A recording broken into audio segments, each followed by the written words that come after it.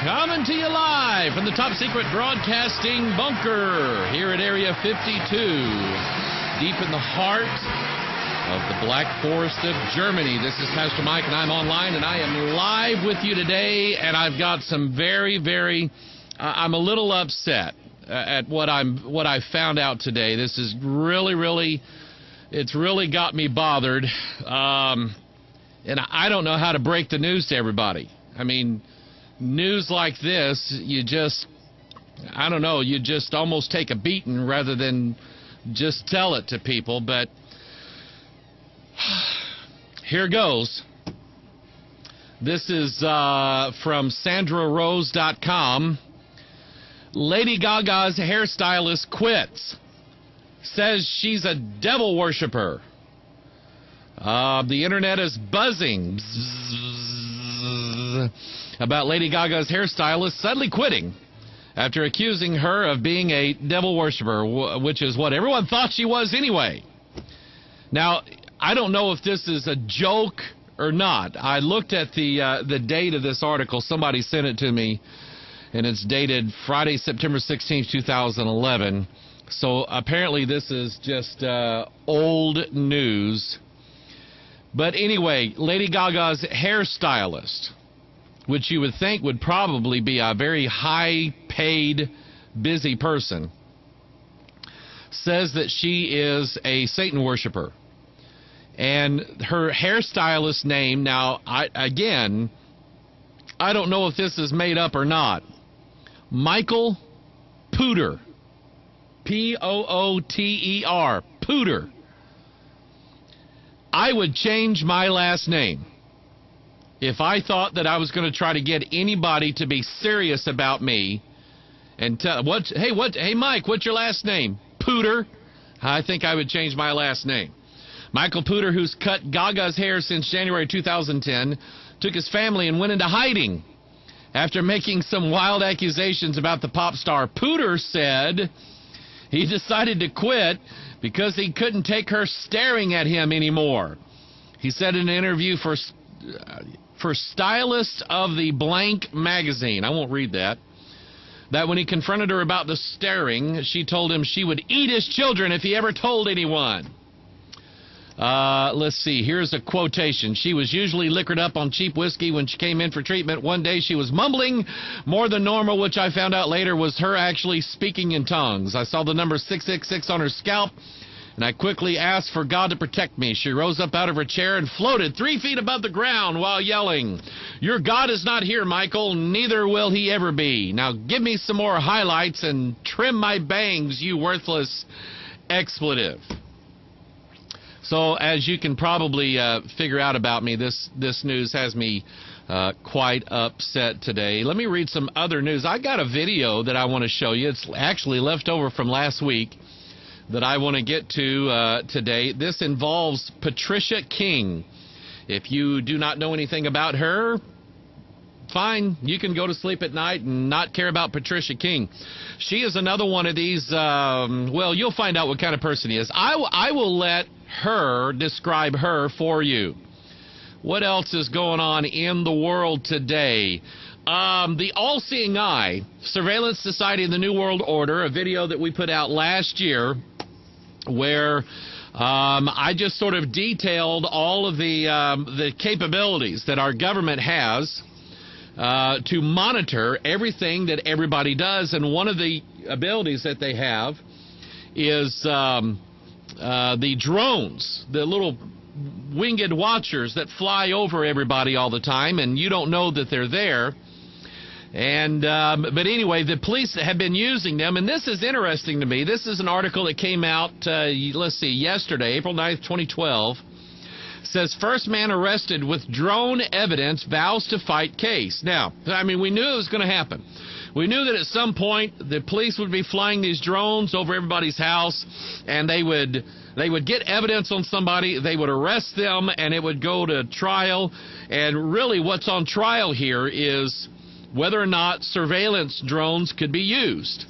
Now, the interesting thing about this, and this would ring sort of in the heart of anybody who is of a conspiracy theory prone mentality. That would be me. Anybody who is worried that things are going ill in the halls of our government, that would be me. Anybody who is worried that a new world order is going to take over and dominate all of the nations of the world and all the religions of the world, that, again, would be me. And probably some of you as well. So here is the article. Where is this at? usnews.com. Here's their article. The tiny town of Lakota, North Dakota, is quickly becoming a key testing ground for the legality of the use of unmanned drones by law enforcement after one of its residents became the first American citizen to be arrested with the help of a Predator surveillance drone. The bizarre case started when 6 cows wandered onto Rodney Brossert's 3,000-acre farm. Brossert, an alleged anti-government sovereigntist. Let me explain what that is. And let me share with you how that differentiates from Mike Hoggard. Number one, Mike Hoggard is not an anti-government anything. I believe in spiritual government. I believe in earthly government. I believe that God ordains governments over people. God will put people under peaceful authority or under cruel authority, depending on the nature of their sinfulness. You can read that all throughout the Scripture. I am not anti-government. I feel that according to Scripture, I feel that governments have a responsibility over the people of this earth. So I am not an anti-government anarchist. A sovereigntist is someone who believes that they are completely, of themselves, they are completely sovereign, and no, and I mean no, earthly institution governs over them whatsoever. A sovereigntist actually is sort of like an anarchist, or I would just say that they are just in rebellion, because everybody in the world is going to be under some sort of dominion, whether that's good or bad. Everybody is going to be.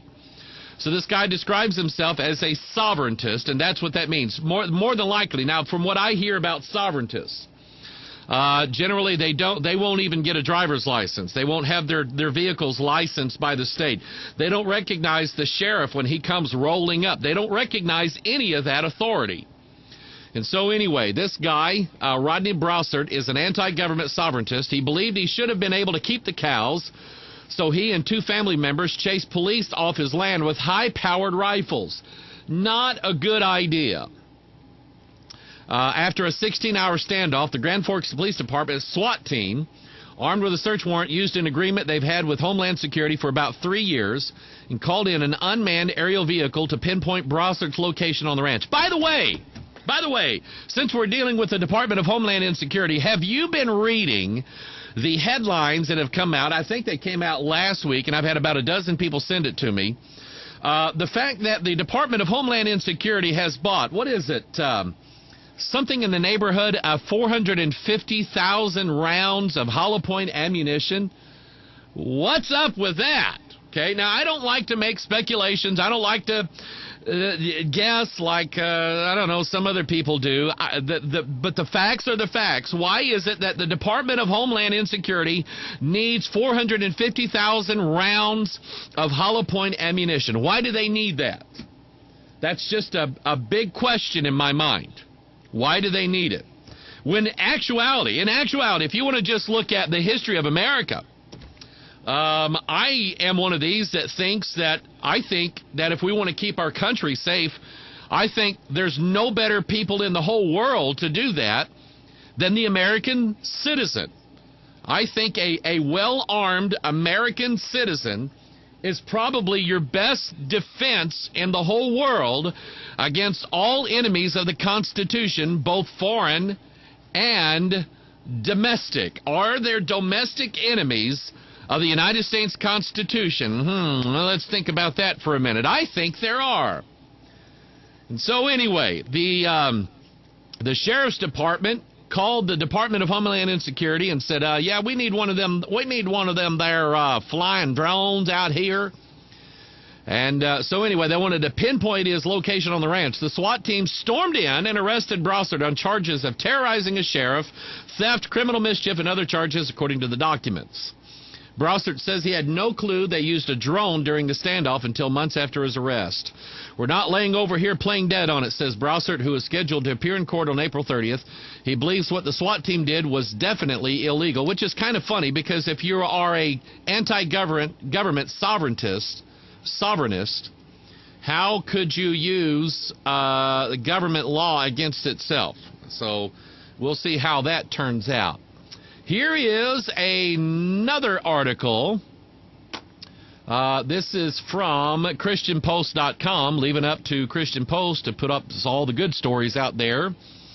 This is not an April Fool's joke. You know what? I didn't get a chance on April Fool's Day to play an April Fool's joke, and I've done that before, but I didn't get a chance to. I guess I kind of got put out of the mood when I got electrocuted on April the 1st, 2006. I've not been really in the mood to pull jokes on people. Anyway, April 1st, 2012, ChristianPost.com. Ohio pastor puts stripper pole next to pulpit to talk sex. With a bed and a stripper pole placed next to his pulpit, a pastor in Ohio is all set to begin a series of sermons on sex and relationships beginning Sunday. Does anybody but me see that there's something not quite kosher about this? Ready to start a new sermon series called Battle of the Sexes, Pastor Mike Scruggs at the Light of Word Ministries in White Oak, Ohio, has put a stripper pole, video games, and sports equipment on one side of the pulpit, representing what men desire. On the other side, he has set up a bed with candles, teddy bears, roses, and a bottle of wine to depict what women want. Does anybody besides me, without getting a picture of this up on the stage, see the symbolism of the duality here? Just let me read this again. On one side of the stage, here's the pastor, and on one side of the stage, he puts a stripper pole, video game, sports equipment on one side. And then on the other side, he puts a bed with candles, teddy bears, roses, a bottle of wine to depict what women want. Now, I already have several issues with this. Number one, who is it in the church that went out and bought a bottle of wine for a stage prop? But anyway, do you see the duality here? Here we have opposites. And if I can just kind of explain this in a simplified way, when God had me several years ago reading the Da Vinci Code, it sort of got in my mind about this idea of opposites, and I just started going through the Bible making a list of opposites, and I saw right off the bat God created light and he created darkness, but he divided the light from the darkness, and he separated them. And all through the scriptures you'll see a separation of things that are opposite one another. Then when you get to Genesis chapter 6, you have this idea of the sons of God, male, sons of God, which represents the heavenly realm, and the daughters of men. Daughters and sons are opposite one another. Sons of God, daughters of men, they're opposite one another. And yet the two of them unite, and let me say, irregardless of what your opinion is concerning Genesis chapter 6, let me express this biblical concept so that you understand how important it is, how important Genesis 6 is in understanding what is going to happen in the last days.